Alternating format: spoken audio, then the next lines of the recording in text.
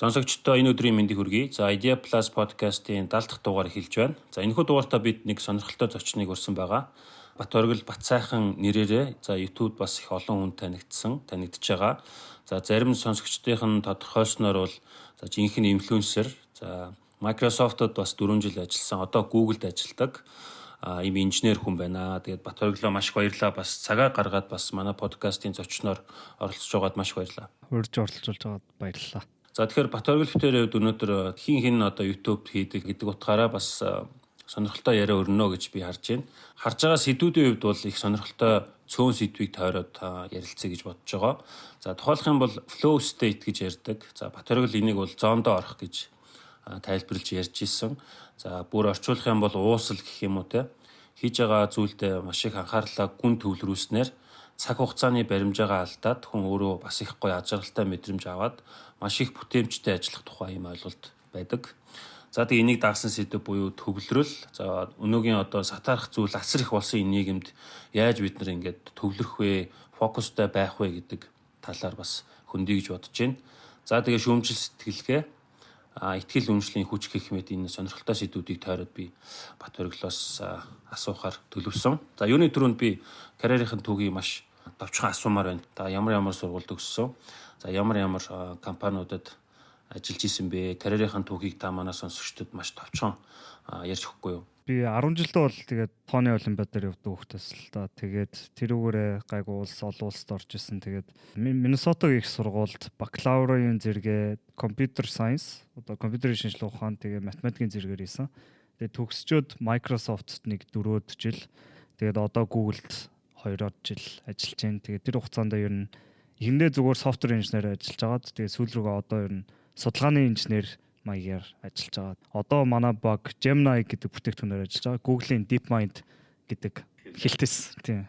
Тэгэхээр химэл оюунхээр яг сүүлийн үед мэдээж сонирхолтой сэдв байгаа. Сүүлийн үед төвлөрч байгаа энэ ажилласаа бас сонирхолтой. Яг ямар үүрэг гүйцэтгэж байна энэ талаараа. За одоо манайх бүтээгдэхүүн ажиллаж байгаа бүтээгдэхүүн бол Gemini гэдэг бүтээгдэхүүн. Тэр бол ерөөсөл ChatGPT-ийн өрсөлдөгч нь. Тэгэхээр тэр нь одоо яадаг вэ гэхээр хүн одоо яриа өгч болно, эсвэл текстээр юм уу, зургаар, бичлэгээр янз бүрийн юм компьютераас суугаад тэгээд одоо компьютер хариу үйлдэл өгдөг те. Тэгээд ChatGPT-г бол хүмүүс мэдж байгаа. Тэгээд тэрийг бол цаашаа хөгжүүлээд одоо зөвхөн текст ч гэлтгүй, зурагтай, видеотой ажилладаг болохоор ажиллаж байгаа. Тэгээд манай баг бол яг тэрний аюулгүй байдлыг нь хангаж ажилладаг. Одоо зарим нэг хүмүүс бол тэрийг муугаар ашиглах гэж хийж магадгүй. Тэр үед нь бол бид нар яг хариу үйлдлийн яг зөв өгөх байдлаар. Тэгээ одоо сүүлийн үед бол Америкийн одоо ерөнхийлөгчийн сонгуул дээр одоо аль болох нэг талыг нь илүү барихгүйгээр тэнцвэртэй барих гээд тиймэрхүү зүйлүүдээр ер нь бол голцоо ажиллаж байгаа. Тэгэхээр химэл оюуны үед бол бас маш олон боломжуудыг одоо бий болгож байгаа тийм. За ChatGPT-г жишээ нь ашиглаад IELTS-та бэлдэнч гэдэг юм уу тийм. Ер нь бол маш олон талын мэдээллийг авах боломжтой хэдий ч нөгөө талдаа бас яг та нэг prompt бичээд өгч байгаа хариулт болгон чи яг 100% үнэн гэсэн тийм баталгаа бол байхгүй. Тэгэхээр заавал бас факт чек хийж явах шаардлагатай гэдгийг бас мэргэжилтнүүд хэлж явсныг бас сануулах нь зөв баха. Тэгэхээр бас манай сонсогчдын үед бас илүү IT чиглэлээр сонирхож байгаа залуучууд байж магадгүй. Тэгэхээр ер нь бол цаашдын карьерийн боломжийг та яг энэ чиглэлд IT чиглэлд тийм химэл оюуны чиглэлд та товчхон хийлээ гэвэл та юуг онцлох вэ? Би бол яг бакалаврын зэрэгээс одоо ер нь төгсөж байхдаа дипломын ажил бичээд дипломын ажлаа голцоо AI дээр бичээд тэгээд ер нь бол AI дээр ажиллах байгаа бол голцоо мастерын зэрэгтэй байх хэвээр эсвэл PhD доктор хамгаалсан байх хэвээр. Гэхдээ одоо би софтвер инженерээр Microsoft-д ажиллаж байгаад тэр дуу таних системийн багт ороход бол дотроос нь шилжихэд бол хамаагүй гайгүй. Би тэгээд тэр шинэ менежерээ жоохон ятгаа те надаа юм туршлага байна гэд тэгээд ер нь бол надаа нэг project өгөөд би тэрийг айгуу сайн хийгээд тэгээд шилжижсэн. Тэрнээс бол ер нь бол мастера юм уу PhD-гээ яг AI machine learning-оор хийвэл хамгийн шулуухан зам. Тэг яг хуу жоохон хажууд талаас нь орё гэх юм бол data science юм уу software engineer-ээс л орно доо. За flow state гэж байгаа. Та энийг жоохон тайлбарлахгүй юу? Та өөрөө бас ингээ ажиллаа хийж байхдаа яг энэ flow state-нд хэр ордог бэ? Сайн давуу талууд нь юу вэ? Ер нь бол бас нэлээд гүн төвлөрөх тухай яриад байгаа шүү дээ. Flow state-ийн талаар бол ер нь зөндөө өнцгөөс ярьж болно. Нэгдүгээрт одоо flow state-ийн үед юу болдог вэ гэхээр хүн яг ингээд зоондоо ороод ингээд өөрийгөө мартаад тэрийг яг зөвхөн ажил дээр ч гардаггүй хүн зүгээр л хүмүүстэй цагийг өнгөрөөж явахт те хитрхи гоё ойл ингээд бид нар өөрсдөө мартчихдаг шүү дээ. Тэрнтэй адилхан ер нь жирийн контекст гарч болно. Аз жаргалын судалгаан дээр бас харуулдаг л та ер нь flow state гэдэг зүйл одоо аз жаргалын олон компонентууд байж болно л да зүгээр нэг таашаал авах байж болно. Тэгээ flow state гэдэг бол нэлийн том судалгааны салбар болцсон. Тэгээд ер нь утга учир гэдэг ер нь бол энэ гурван компонент байдаг байсан. Тэгээд сүүлийн үед бас ер нь энийг бас тэлээд байгаа. Тэр өнцгөөс нь харж болно. Яг ажил дээрх талаас харвал ер нь бол эцэст бид нар бүгдээрээ мэдчихэл байгаа шүү дээ. Яг ажлын үр дүн яг юу гаргадаг вэ гэвэл бид нар яг ямар ч сатаарлахгүйгээр таг суугаад те яг хорвоогоосоо тасраад тэр бодлого бодож байгаа ч юм уу асуудал шийдэж байгаа юмроо орчих юм бол бид нар яг цаг 2 цаг 3 цаг яг таг суухад тэр ажлыг дуусгаж чаддаг. Тэгэхээр тэр өндөр төвлөрөлтөй байна гэдэг нь ер нь яг хүн яг өөрийнхөө бүх потенциалыг шахаад дээд цэгтээ яг өөрийгөө шахаж те өөрийнхөө тархины потенциалыг шахаж ажиллах тийм айгүй чухал түлхүүр болчихж байгаа. Тэгэхээр энийг бол одоо бид нар ч гэлтгүй те жирийн хүмүүс ч гэлтгүй одоо дээд түвшинд байгаа антрепренер хүмүүс, CEO хүмүүс, тамирчид хүртэл энийг айгүй их чухалчилдаг.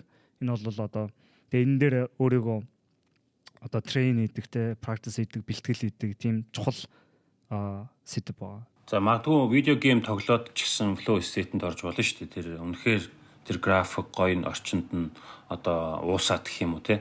Тэгэхээр эн чинь бас буруу юмд ч ингэж сөрөглөөтэй зүйлд ч бас ингэж хамаатуулж болох нь л байна л да. Та энэ тал дээр юу гэж бодож байна? Тэр бол яг үнэ. Гэтэ яг flow state гэдэг зүйл ер нь бол ямар ч контекстн дээр яригдчих болно. Тэгээ голцоо ажлын контекстн дээр яригддаг л та.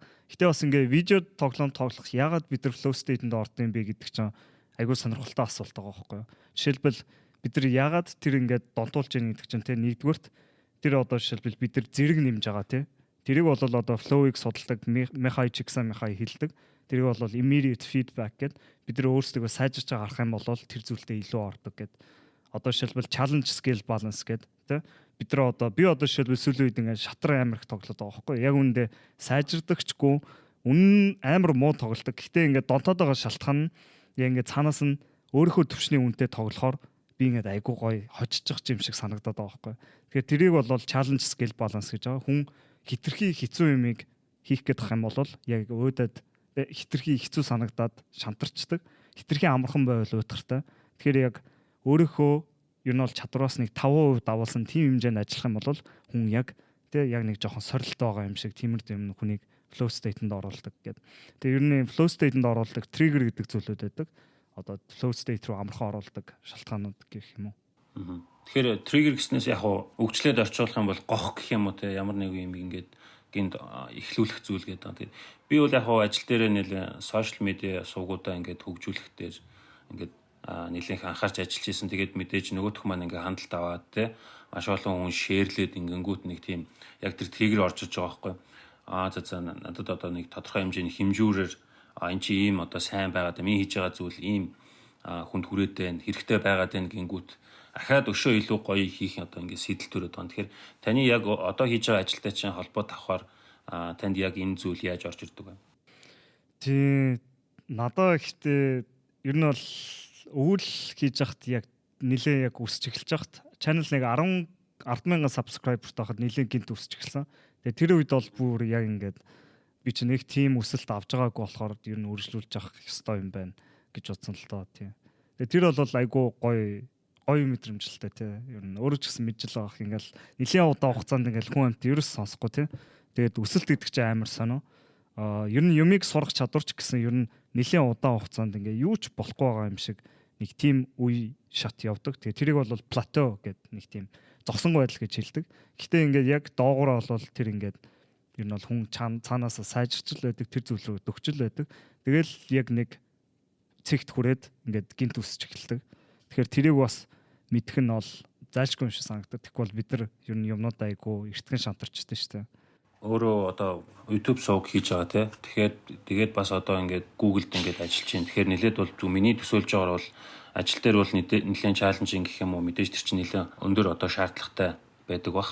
Тэгэхээр энэ бүгдийг одоо амжуулахдаа яаж төвлөрдөг вэ? Сайн төвлөрдөг, үр дүн гаргадаг тэр сурсан туршлагаасаа хаваалцаж. Хамгийн түрүүнд бол надад миний бодлоор бол шүү дээ. Нойр надад бол хамгийн чухал байдаг.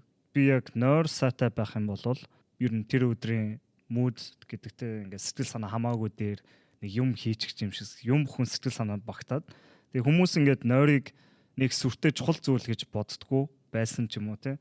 Одоо ихтэй сүүлээд хамаагүй их ойлгож эхлэдэг байгаа. Зүгээр л нэг тийм энгийн зүйлүүд те.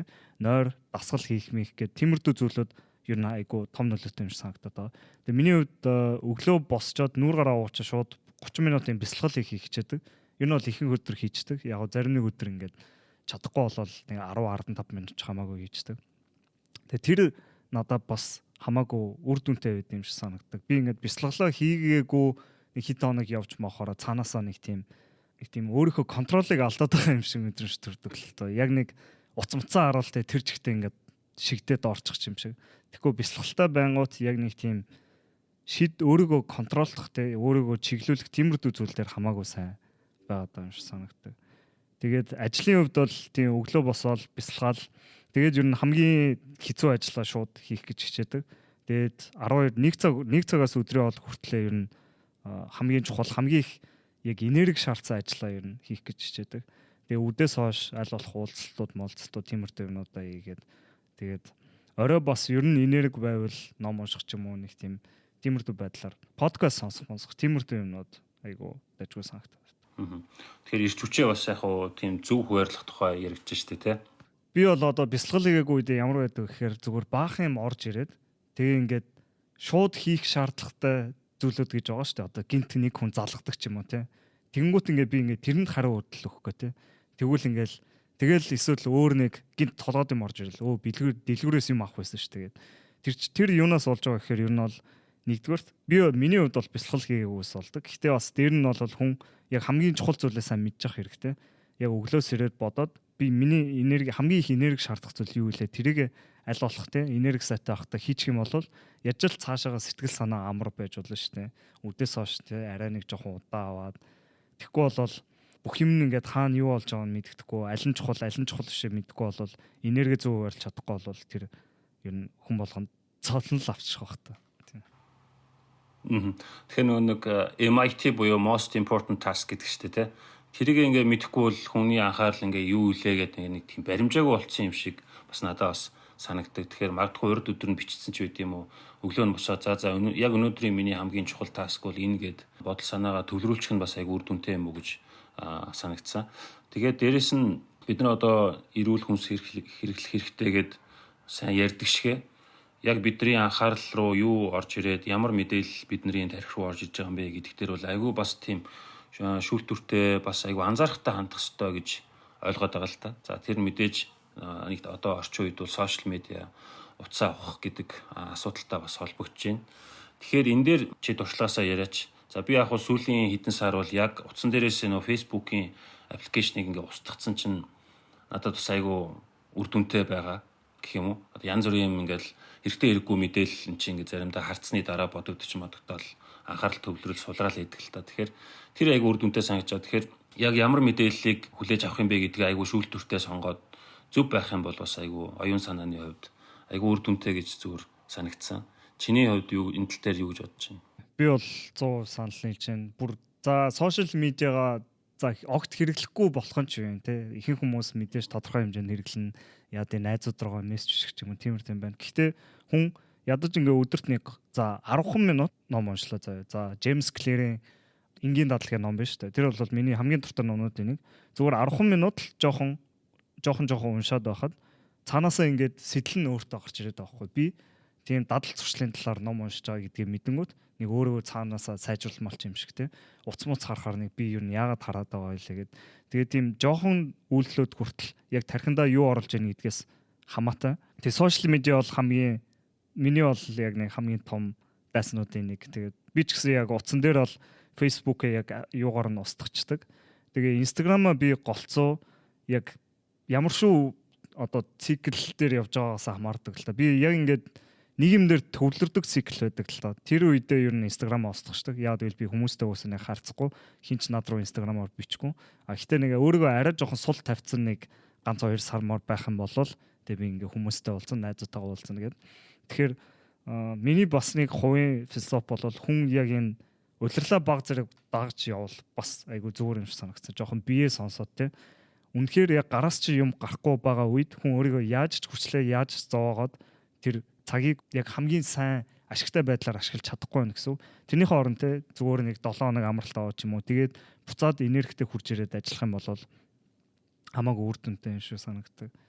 Тэгээд энэ яг зүгээр л зогсоо цагаа ажиллаад байдаг тийм соёл ер нь яхаа аргагүй ингээд нийгмээс л тогтсож байгаа юм л та ингээд цаанаасаа хөтлөн ажилуулдаг. Гэхдээ ингээд яг тийм ард нь яг ингээд үнэхээр үр дүнтэй ажиллуулж чадж гинүү гэдэг нь илүү чухал асуулт. За шин зүйл аливаа шин зүйлийг сурах одоо хийхдээ хүн зүгээр одоо өөрийнхөө дотоод мэдрэмжийг дааж болох юм те. Эсвэл арай бодиттой хандаад бичээд за ийм чинь одоо усан сэлэх сурах байгаа бол за ийм шаардсан байна ч гэдэг юм уу. За YouTube хийж контент хийж байгаа бол за ийм шаардсан байна гэдэг ч юм уу. Тэг ингээд нэг шаардлагатай зүйлсийг ингээд томьёолж харж агаад тэгээд миний чадвар юу вэ? Надад ямар нөөц боломж байгаа вэ гэдэг ингээд бодиттой харах бас арай өөр байж магадгүй. Тэгэхээр энэ дээр та одоо чинь софтвер инженер байна. Тэнгүүтээ YouTube хийгээд ингээд би зөв анзаарсан л та эхэндээ бол ингээд зөвхөн аудио явдаг гэсэн юм билээ. Сүүлдээ ингээд видеогоор хийж эхэлсэн. Тэнгүүд таны энэ дээр одоо олж авсан туршлага юу вэ те? Аливаа зүйлийг ингээд томьёолж аваад ингээд өөрийн болгоод ингээд нэлээд бас тууштай яваад чих юм уу ингээд үр дүнтэй сурах тал дээр. Наач айгу сонирхолтой сэдв байна. Миний сүүлийн үе зүгээр нэг бодоод байгаа зүйл л шүү дээ. Ер нь бол жоохон ингээд амьдралын талаар бодоод байгаа байхгүй юу. Яг ингээд би бол яг юм болгоныг жоохон ухаж бодох дуртай. Яг яагаад хийж байгаа гэдгээ ойлгох дуртай. Тэгээ Ницшегийн хэлсэн тийм үг байдаг. Чи яагаад хийж байгаа мэдэх юм бол юу ч давж гарч чадна гэд. Тэр шиг ер нь бол ихэнх хүмүүс юу ихэ хальт мэддэг те. Би ингээд жимд явах хэвээр. Би тэ баян болох хэвээр. Яагаад гэд нэг тийм юу хийхээ бол мэддэг. Тэгээ яаж хийхээ бол нэг халт мэддэг. Гэтэ яагаад гэдгийг ер нь бол хинч нэг мэддэггүй. Гэтэ яг үнэхээр яагаад гэдгээ бүр үнэхээр тулцсан мэдж байгаа хүн ер нь бол яаж тэр зүйлийг давж гардаг гэдэг. Тэгээ ер нь ингээ яг хараад ахаар яг ингээл одоо Дэвид Гоггинс ч юм уу те Илон Маск гэх тийм лаг хүмүүсийг хараад ахаар тэр хүмүүс бүр яг яагаад гэдэг зүйл нь бүр өөрийг нь шатаагаад тэгээд дотроо ингээ шийдвэр гаргацсан те би тэр зүйлийг л хийж иж ард нь гарч иж те тэр зүйлийнхээ учрыг олно гэдэг. Тэгээд тэр бол ер нь бол надад нэг хамгийн том бодох ёстой зүйл юм шиг санагдаад байгаа. Тэгээд бодоод ангууд нэгдүгürt бол хүний амьдрал богинохон хүн хизээ нэг цагт хүн. Тэгээд миний хувьд бол бодохоор ер нь бол хүн байгаа үлцэн амьдралаа хамгийн сайхнаар хамгийн дээд зэргийн байдлаар өнгөрөх хэрэгтэй. Яг яаж миний яг хамгийн сайхан амьдрал яаж харагдах бол гэдэг талаар бодоод тэгээ хамгийн зөв шийдвэрүүдээ гаргах хэрэгтэй. Тэгээ бодонгууд ер нь бол хүн амьдралынхаа сэрүүн цагийн талыг нь ажиллаж өнгөрөөж байгаа байхгүй. Тэгээ миний мөрөөдөл бол би яг ингээд өөрийнхөө хамгийн дуртай зүйлийг хийгээд яг яа энэ хороо дээр хийх гэж төрсэн зүйлийг хийнгээ мөнгө олдог бол надаа яг миний мөрөөдөл биелэх гээд байгаа. Тэгэхээр тэр бол яг ингээд миний бүр алсын харааны вижн. Гэтэ тэрэнд бол хизээч хүрэхгүй байж магадгүй. Тэр бол хамаагүй зүгээр л тэр зүгт явж байгаа бол би яг өөрийнхөө хийж чадах хамгийн сайн зүйлийг хийж гинэ гэсэн. Тэгээд тэрийг бодоод ер нь бол би өөрийнхөө дуртай юмны талаар бодож эхэлж байгаа байхгүй. Би ер нь энэ ороо дээр юуг хамгийн их дуртай байлээ, юуг хиймээр байна те. Хэрвээ мөнгө ямар ч асуудал биш байсан бол би яг ямар байна гэд. Тэгээ зарим зүйлд бол би өөрөө хийх талаар биш. Зарим зүйл намайг татаад байгаа байхгүй юу. Би бүр ингээ яаж чадахгүй зарим нэг зүйлийг хийхгүй чадахгүй байхгүй. Би ном уншихгүй чадахгүй, би шинэ юм сурахгүй чадахгүй. Зарим нэг зүйлийг үнэхээр аргагүй ирэхэд би өөрөө бараг хөтлөгдөж хийж эхэлдэг. Тэгээд ер нь бол хүний ажил гэдэг угаасаа хамгийн том зүйлүүдийн нэг. Тэгээд хүн ажлаас айл болох таашаал авах хэрэгтэй. Тэгээд тэрнээс гадна миний яг YouTube хийж байгаа шалтгаан нь бол яг л нэг юм жоохон хөтлөгдөд тэ би нэг ингээд шин сурсан юмнуудаа ингээд зөвхөн өөртөө хадгалаад амиаргүй тэ бас хүмүүст хуваалцсангаа тэрийгээ өөрөө илүү сайн ойлгоод нэг тийм процесс явагдаж эхэлсэн. Тэгээд яг айл баг 4 жилийн өмнөөс хийж эхэлж байхдаа тэгэл баг багаар сайжраал явж байгаа л тэгэл за ер нь царайгаа харуулдаг ч юм уу те ингээд дандаа ихэндээ бол царайгүй идэг байсан. Тэгээ нэг тийм л процесс болж исэн юм да. Би бас сахилга багтын тухай асуумаар байна л да. Та бас энэ сэдвээр өөрөө бичлэг хийсэн байсан. Тэгэхээр та яг товчхон тайлбарлахгүй юу? Яг энэ өөрөө нэлээд одоо яригддаг л хуучин сэдвэлтэй. Гэхдээ яг хүмүүс гоё үр дүн хүсээд байдаг. Тэгээ тэрэнд хүрэх зам нь өөрөө яг сахилга бат байдаг шүү дээ. Хэрвээ айгүй том зүйл зорьсон бол тий. Тэгэхээр энэ дээр та өөр дээр юу анзаарв? Сахилга батал дээр. За өөрийгөө хуурахгүй байх гэдэг их чухал ойлголт байгаа шүү дээ. За би ийм гэж зорчоод за явцын дунд шалтгаан гаргаж ирээд зогсох тохиолдол их байдаг тий. Надад ч гэсэн зөндөл зүйл тийм зүйл гарч ирсэн. Тэгэхээр та энэ дээр юу онцолж хэлэх вэ? Сахлах бат дээр яг түрүүний ярьсан шиг хүн яагаад гэдгээ мэдж явах юм бол үнэхээр сахлах бат бол нэг шаардлагагүй, хүн өөрийгөө хүчлээд авах шаардлагагүй цаанаас л гарч ирнэ. Гэхдээ амьдралд яг тиймэрдүү биш зүйлүүд байгаа л та тий. Үнэхээр хиймээргүй санагтаад байдаг. Гэхдээ хийх ёстойгоо мэдж байгаа. Яг тэр үед л яг сахлах бат гарч ирдэг тий. Тэр үед л хүмүүс хэлдэг. Чи тэгээ урам зориг орохыг хүлээх юм бол тэр зүйлийг хизээч хийхгүй. Тийм болохоор яаж хийж байгаа л сахлах батаар хийх хэрэгтэй гэдэг. Тэгээд яг өөрийгөө хүчлэхтэй яг үнэхээр хиймээргүй байгаа зүйлээ хийх гэдэг бол тодорхой хэмжээнд байх ёстой стратеги. Мэдээж хүн байнга хиймээр санагдана гэж болохгүй. Гэхдээ тэрийг хамааргүй амархан болгох зүйлүүд бол зөндөө байгаа гэж бодож байна. Би одоо жишээлбэл өөрийгөө бодохоор би бүр тийм амар сахилгаттай хүн юм уу гэхээр үгүй, тэрнээсээ илүү зүгээр л ихэнх юм дандаа дадал зуршил болсон. Тэгээ зарим нэг зүйлийг хийх том шалтгаан байгаа болохоор л хийдэг гэх юм уу. Одоо жишээлбэл за жимэнд явахтай дасгал хийх гэдэг бол би яг дасгал хийгээгүй үедээ өөрийгөө яаж мэдэрдэг айгуу сайн мэдсэн. Тийм болохоор би яг дасгал хийх айгуу том шалтгаантай болдог. Тэгээ зарим үед үнэхээр дасгал хиймээргүй үе зөндөө төрдөг ч гэсэн. Тэгээ тэр үед тэгэл яаж хийж байгаа л ер нь хийх гэж л хичээдэг. Өөр бас одоо нэгдүгээр дадал зуршлаар ер нь бол энийг яг дайруул зүгээр. Яг зарим нэг зүйлийг зүгээр л хийхэд амархан болгоо те. Байнга нэг цагтаа хийдэг. Яг юу ихээ мэддэг болчих юм бол тэр зүйл хамаагүй амархан болдог. Тэмдэглэл дээр биччих юм бол те. Тэр зүйлийг хийхэд бас хамаагүй амархан болдог. Эсвэл одоо би гитар сурмаар байвал те. Өөрийнхөө эргэн тойрныг бодох хэрэгтэй. Би гитараа ил тавьчих юм бол тэрийг хамаагүй их тоглоно. Гэтэ гитар байхгүй байх юм бол би ерөөсө тоглох хүсэл төрөхгүй. Яагаад гэвэл тэрийг те би гитараа гаргаж ирэхийн тулд би нэгдүгээр санах хэрэгтэй. Хоёрдугаарт үйлдэл гаргаж тэр зүйлийг авчих хэрэгтэй гэдэг.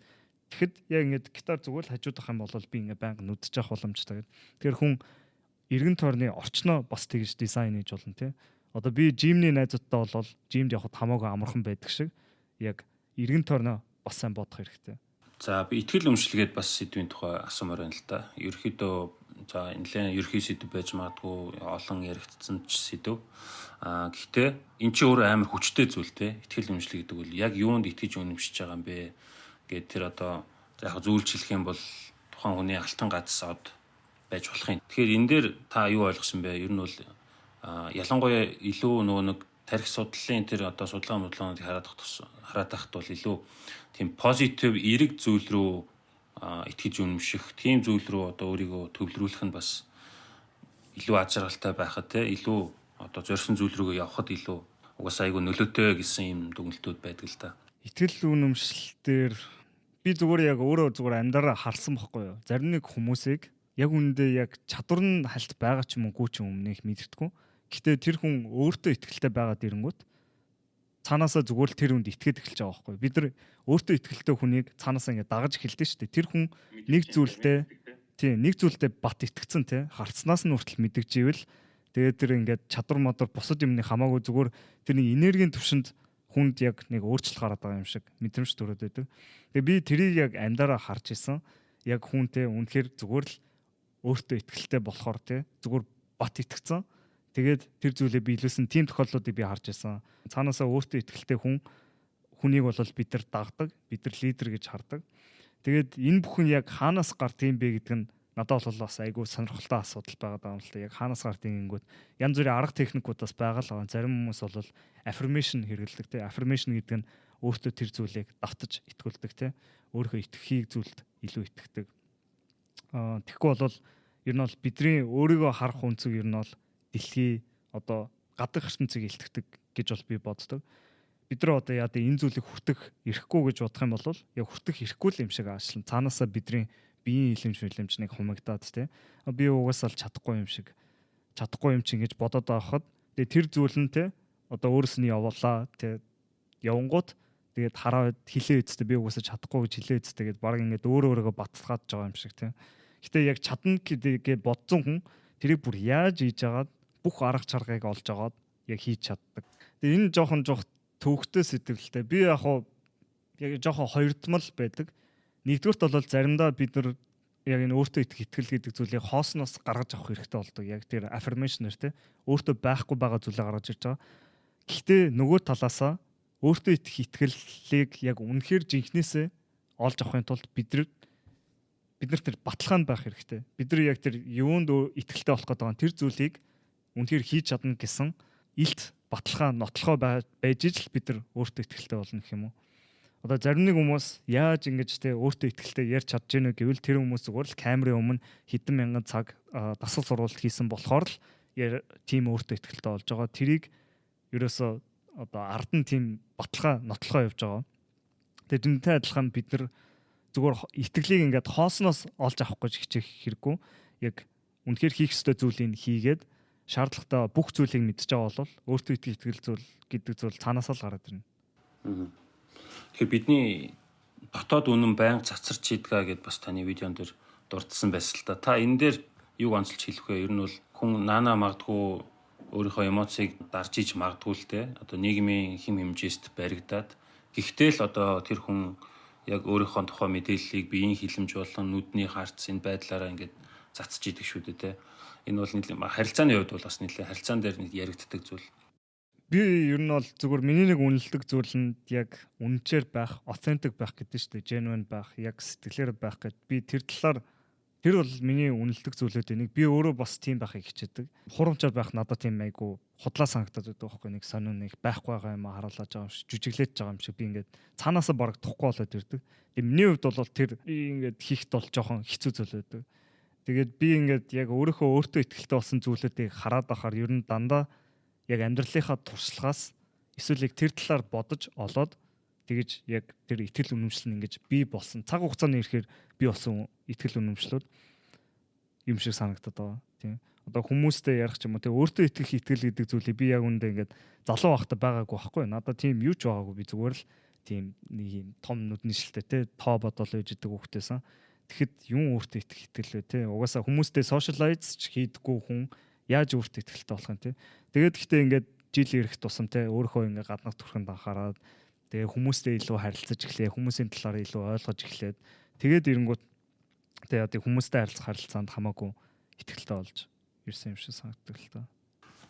Тэгэхээр хоёлаа бас тодорхой сэдвүүдийг хөндөж би сайн асуулаа. Тэгэхээр яг хувь хүн талаас ч бас би асуумаар санагдаж байна. Өөрийн чинь одоо зорилго тавихта тий гол анхаардаг зүйлүүд юу? Зорилгыг яаж бодиттой тавьдгийг тий. Тэгээ тэрнийхээ дараа нь ингээд тэрийг яг үнэлдэггүй тий. Энэ талаараа та ярьж өгч. Одоо би мөнгө олъё гэж бодъё л доо. Тэр миний зорилго байлаа гэхэд ихэнх хүмүүс бол тэрийг зорилго болоод тавьчихад бол ер нь бол амархан хинч тавьчих чадна. Гэхдээ яг яагаад хийх ёстой юм бэ гэдгийг том шалтгааныг бий болгох юм бол хамаагүй амархан. Би одоо жишээлбэл хүүхдийнхээ ирээдүг бодож болно тий. Би хүүхдтэй хамгийн байж болох сайн сайхан ирээдүг өгмөр байна гэж бодох юм бол би тэгж хамаагүй их үр дүнтэй ажиллаж чадна. Хамаагүй тийм дотроос шатарч тий хүүхдийнхээ ирээдүг төсөөлж ажиллана. Би эхнэрээгээ тий өвтгöd эхнэр чинь ингээд нэг айгүй хэцүү ажил хийх шаардлага гарч магадгүй шүү дээ. Тэр үед нь би хангалттай мөнгө хатгалцсан тий. Тийм баймаар байна. Би аав ээжтэй яа тийм гой газар үзүүлмээр юм чи гэдэг юм уу. Тиймэрхүү зүйлүүд яг хүнийг илүү одоо бат сууртай тавьж өгд юм шиг санагдав. Тэгээ зорилт тавилтын систем дээр зөндөө аргууд байгаа. Нэгдүгürt бол хүн яг цаг хугацаагаар харж болно те 5 жилийн дараа би хаана баймаар байна гэж бодоод тэгэхээр би 5 жилийн дараа тэнд хүрэхийн тулд 1 жилийн дараа хаана баймаар байна. Тэр газар очихын тулд тий те энэ үйлрэлд ямар байна гэдэг. Одоо жишээлбэл би бичлэг хийх гэж байгаа бол за би ер нь яа гэв те одоо жилийн эцэст тэдэн тооны бичлэг хиймээр байвал би 7 хоног болгон тийм бичлэг хийх юм байна гэд. Тэгээ яг 7 хоног одоо бүр ингээд цаг хугацааны одоо энэ заага улам багасгаад тэгээ яг өнөөдөр юу хийх юм бэ гэд тэгээд өөртөө ингээд яг том зургаар нь харж чадах юм бол миний хийж байгаа зүйл яг урт хугацааны ирээдүйтэйг яаж холбогдож байгаа вэ гэд тэрүүгээрээ хүн яг ингээд том зургаар нь харж чадна. Тэгэхгүй бол заримдаа бид нар өдөр тутамдаа нэг юм хийлээдэг яагаад гэдэг мэддэггүй. Гэтэ яг ингээд бид нар хаяа 7 хоног болгон те эргэж хараад том зураг хараад би ер нь энэ жил ямар зорилго тавилаа гэд тэрийг харах юм бол буцаад эргээд ингээд яг замдаа орж байгаа. Яг тэр зорилго руу улам дөгж байгаа. Тийм арга хэмжээ болдог тийм. Та ингээ уншсан номнуудаа одоо яриад тэрийг контент болгоод ингээд гаргадаг тий. Тэгэхээр эн чинь өөрөө зүгээр л уншаад итгэхгүй орхихоос одоо хамаагүй одоо өөртөө суулгахад илүү үр дүнтэй юм бол гэж би хаддаг л та. За манай нэг ах жишээ намайг чи зүгээр уншаад ахаад чи ингээд тэмдэглэл хөтлөөл гэж бас зөвлөж ийсэн. Тэгэхээр яг тэр сурсан юмаа өөрөө заах чинь илүү хамгийн сайн багш гэдэг шүү дээ, тий. Тэгэхээр энэ дээр та юуг анзаарав? Би бол зүгээр нэлээд олон бичлэгийг бол зүгээр өөрийнхөө асуудлыг шийдэх гэж л хийсэн тий. Би одоо жишээлбэл завхараад ирэнгүүт тий. За ер нь яг дотор бодож байгаа байхгүй юу?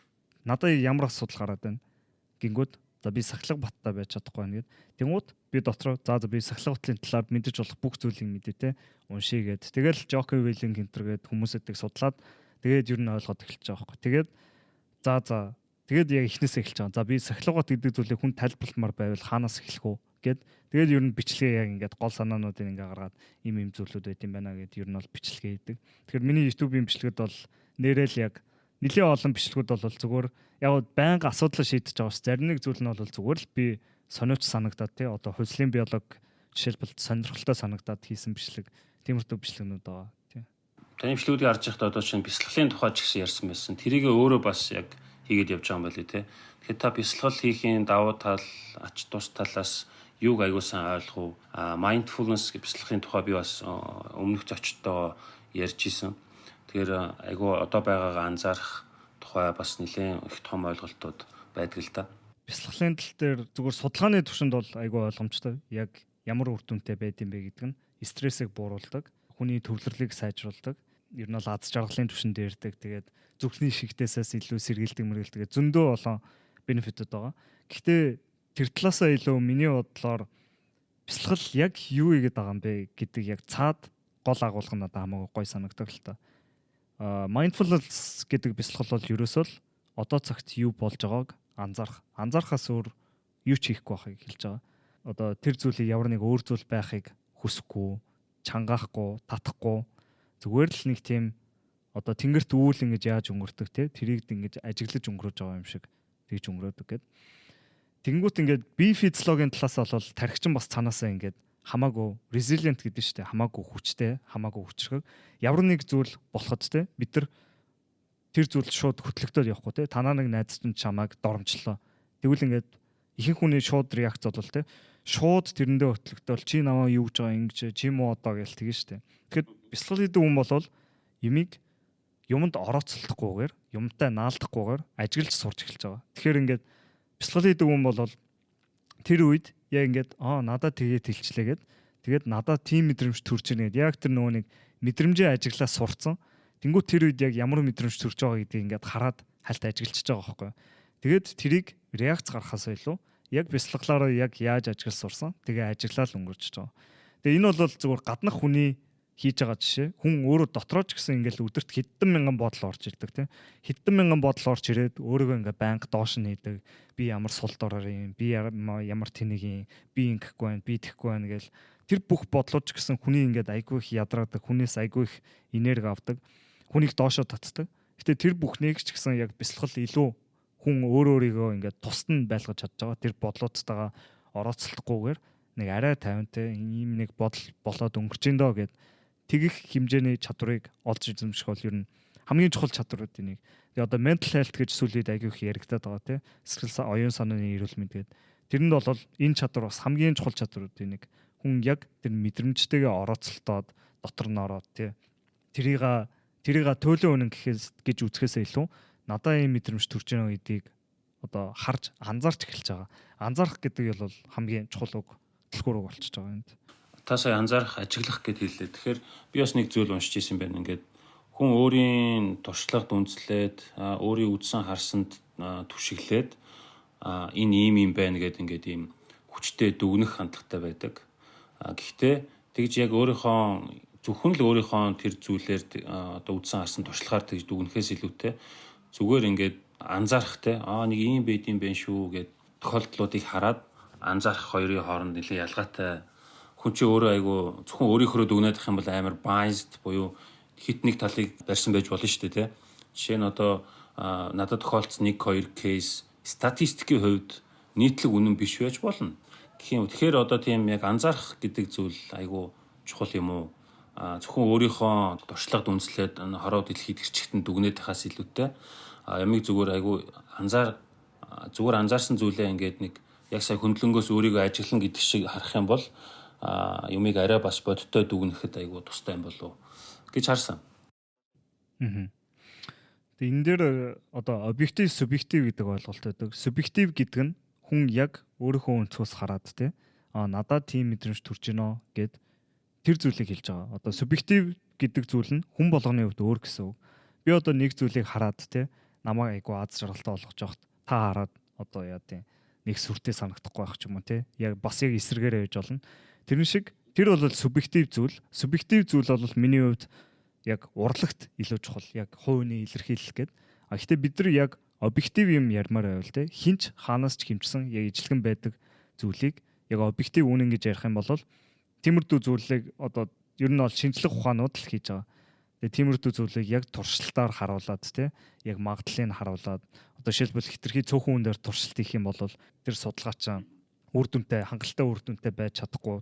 Тэрнээс болоод тийм p value гэдэг одоо янз бүрийн шинжлэх ухааны анализ хийж болно.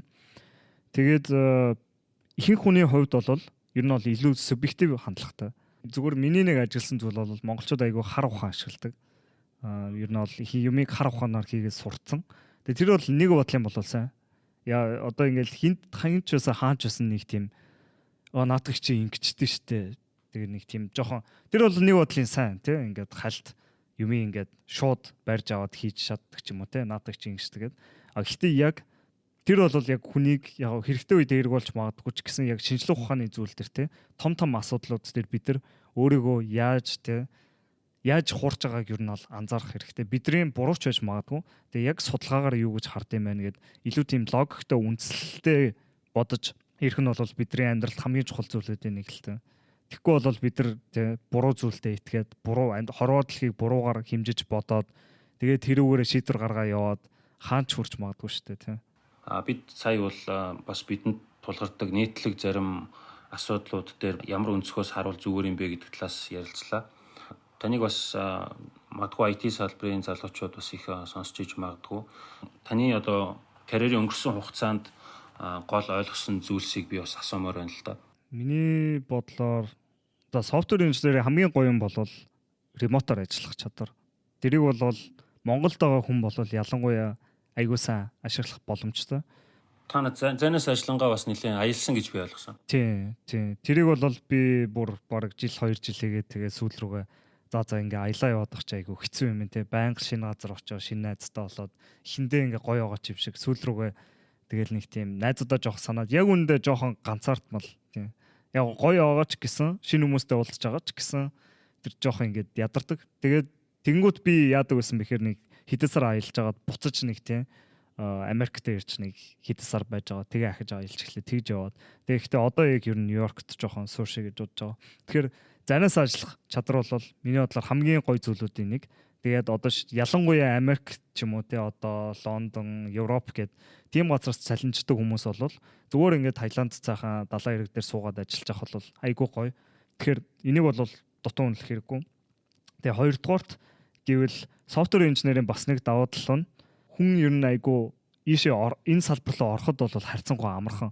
Одоо иймч те хуульч ч юм уу тиймэрдүү салбарууд чинь дандаа айгүй сургууль төгсөө те баг ингээд 10 жил шаардчихж яг ажил хийж эхэлж байгаа шүү дээ мөнгө олж эхэлдэг. Гэхдээ софтвер инженер гэдэг зүйлийг хүн ер нь л өөрөө үнэхээр сайн чадвартай байх юм бол ажил олгогчдод тэрийг харуулад энэ миний хийсэн зүйлүүд байна. Би энэ вебсайт хийсэн. Тиймэрдүү чадваруудыг харуулах боломжтой. Тэгээ bootcamp гэдэг бас зүйлүүд бас байдаг л та. Зүгээр л нэг тийм 6 сарын сургалт маягийн. Тиймэрдүү сургалтуудад сурвалж гарч ирээд шууд софтвер инженерийн ажил хийх боломжтой. Тэгэхээр софтвер инженер гэдэг зүйл нь нэг тийм хязгаар айгу бага байгаа юм шиг санагддаг. Үнэхээр л чи яг хэр их хичээл зүтгэл гаргана. Тэрүүгээрээ ер нь бол үр өгөөж хүртэж чадах хэмжээний гэх юм уу. Одоо уул уурхай инженер байсан бол би тэгэл сургуулаа төгсөөд диплома харуулж иж байгаа шүү дээ. Тэгхгүйгээр би софтвер инженер ах юм бол би ийм прожектуудыг тий open source ер нь бол онлайнаар зөндөө opportunity боломжууд байгаа. Тэр бүгдийг ашиглаад өөрийгөө баталж чадах юм бол гадаадас цалинжих боломжтой. Гэтэ яг тэрийг яг Монголоос шууд цалинжих бол хэцүү. Тэрийг бол яг үнэ хэлээ. Яг тий гадаадад сураад одоо мастерын програмд бол Махариш гэдэг их сургууль байдаг Америкт. Тэр айгу хямдхан сургууль. Тэгээ дээр нь ажиллаж байхдаа сургуультай орчоод ажиллаж байхдаа шууд сургалтынхаа төлбөрийг хийгээ явчихдаг. Тиймэрдүү боломжууд байгаа. Тэгэхээр яг Америкт ирсэн байгаа хүнд бол тэр бүхэн хамаагүй амархан олдно.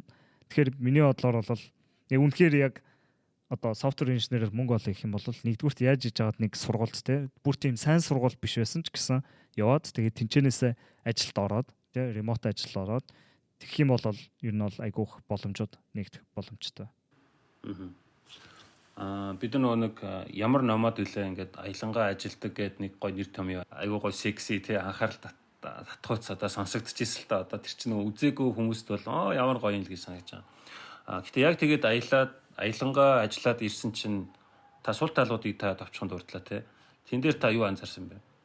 Миний бодлоор зүгээр хүн болгоны хийж үзэх хэрэгтэй зүйл баг. Ялангуяа ганц бие хүмүүс ч юм уу тий. Тэгэл Латин Америкийн, Европын зөндөл гоё орнууд руу аялсан. Тэгээд зөндөө гоё байгаль үзсэн, хүмүүстэй танилцсан. Тэр чинь баг зэрэг соёлын шок гэх юм уу. Тэгэл айгүй гоё хүмүүстэй тараа гоё дурсамжийг өнгөрөөж байгаа. Гэхдээ урт хугацаанд бол миний бодлоор хийж явах зүйл биш. Зүгээр л нэг тодорхой хугацаанд хийгээд гол нь тэр эрхчлөө байна гэдэг нь гоё байгаа байхгүй. Би одоо жишээлбэл те надаа маш чухал зүйл боллоо гэж бодъё. За манай найзын хурим за Сингапурт боллоо ч гэдэг юм. Энэ зүгээр ингээд юу шүү. За тэгэх юм бол би те тэрнийг ажилдаа баригдахгүйгээр тэнцэнэ яаж хийж байгаа ажлаа зохицуулаад хийж чаддаг байна гэдэг эрхчлөө надад байна гэдэг нь айгүй том зүйл байгаа. Тэгээ тэрийг яаж ашиглах нь бол тэгэл тэр хүний өөрийнх нь л дур. Багцлаад асуух юм бол карьерийнхаа хугацаа эргээд харуул таны хамгийн сайн ойлгосон 3 зүйл юу байсан бэ? Карьерээ айгүй сайн хөгжүүлэхэд өөрийнхөө гол нь зүгээр потенциалыг одоо амар одоо хамгийн бест болно гэхээс илүүтэй өөртөө байгаа потенциалыг одоо хамгийн сайн гаргах дээр таны хувьд ойлгосон зүйл юу байсан бэ? Тийм миний карьерийн хувьд бол сүүлийн 6 жил яг би дөнгөж Microsoft-д ороод зүгээр энгийн софтвер инженер байсан. Тэгээ тэр үедээ би яг үнэхээр AI, machine learning дээр ажиллах маш их хүсэл байсан. Тэгээ тэрийг яаж хийж байгаад бас би болгосон л та. Тэгээ ажлаа яаж авсан бэ гэхээр зүгээр л тэнцээ яг үн дээр нэг desperate залуу. Тэгэл дотоод баахан багууд руу бичиж байгаа байхгүй. Би өстой амарлаг юм хийжсэн гэд. Гол нь тэр хүмүүстэй би юм хүсэж байна гэхээс илүү би ийм юмыг би болгож чадна. Надаа ийм чадвар байна. Танаа багт ийм зүйл хэрэгтэй юм шиг байна гэж хандсан ер нь бол манай менежер анхаарлыг татсан баг. Тийм. Тэгэхгүй бол ихэнх хүн чинь надад ажил хэрэгтэй байна. Би ингэх гээд байна гэл тэ өөрийнхөө талаас яриад байдаг. Гэхдээ яг нөгөөнийхөө хүсэж байгаа зүйлийг ойлголоод танах яг ийм хүн хайж байгаа юм байна. Надад ийм чадвар байна гэд тэр яг тэр хүсэж байгаа зүйлийг яаж өгөхөө харуулвал ер нь бол ороход хамаагүй амархан болт юм шиг санагдчихээн. Тэгээ тэрнээс хойш бол яг тэр чиглэлээр ажиллах нь бол надад таатайсан. Тэгээ нэг зүйлийг ер нь бол хамгийн нэлээд эрт ойлгох ёстой зүйл нь би яг зайнаас эртхэн ажиллаж эхэлж авах хэрэгтэй байсан мөлий. Тэгсэн бол би аль дээр аялаад аль дээр суушаад ер нь бол амьдрал бол нэлээд өөр байх байсан тийм. Яг тэгвэл миний аяллалын бас туршлагууд надад нэлээд том нөлөөтэй зүйлүүд байсан л та. Миний уулзсан хүмүүс мэдэрсэн зүйлүүд ч юм уу тийм мэдрэмжүүд тийм. Тэр зүйлүүдийг би тийм олон жилийн дараа хийхээс илүү айл эрт дээр үеэсээ карьераа төлөвлөөд би ч ер нь ямар шүү амьдралыг хийж болох вэ? Ямар боломжууд байна гэдгийг харсан болол тийм тэг хэдэн жилийг алдах албагүй байсан. Аяллаа хугацаанд ойлгосон зүйл гэсэн үү те? Тухайлбал зарим нэг үнэхээр хийхийг хүсэжсэн зүйлүүд бол байсан. Тийм. Нэг үгүй хэлэхэд одоо яа тийм Берлиний Беркайн ороод бүр цөм шооддаг ч юм уу тийм. Тиймэрхүү экспириенсүүдийг мэдрэхийг хүсэжсэн. Тэгээд одоо Латин Америкийн зөндөө гой байгальтай газрууд байгаа. Тэдраар ингэж тийм үүргэвчтэй аялахыг хүсэжсэн. Тиймэрхүү зүйлүүд байсан л та. Тэгээд ер нь яг өөр улсад амьдраад тэгээд ингэ дөнгөж хэл мэлийн сурч эхлэх ч юм уу соёлоос нь сурч эхлэх гээд тэр бол бас надад айгу гоё мэдрэмж биш санагддаг. Би одоо жишээлбэл Буэнос Айрес нэг сар агас байсан, 2 сар байсан хугацаа бол надад айгу гоё мэдрэмж төрдөглөө. Зарим нэг дуу мог сонсонгууд шууд тэр үеийнхэн те ямар мэдрэмж төрж исэн агаар магаар тиймэрхүү зүйл нь надад орж ирдэг. Гэхдээ ингээд одоо би яг ингээд очихыг хүсэжсэн газар дээр ихэнхээр нь очсон болохоор яг ингээд илүү сайн шийдвэр гаргахаа те яг хаана амьдрах вэ гэдэг тал дээр илүү өөрийгөө мэддэг болчихж байгаа. Тэгээ ямар зүйл дуртай вэ те ямар тэгээ өөрийнхөө талаар илүү ойлгож эхэлж байгаа юм л та. За Бат Оргилдоо баярлалаа. Өөрийнхөө туршлагаас богино хугацаанд бидэнд бас ойлгомжтой, сонирхолтой яриа өрнүүлсэн Бат Оргилд маш их баярлалаа. Тэгээ таны цаашдын ажилд маш өндөр амжилт хүсье. За урьж орсонд оролцуулсанд баярлалаа.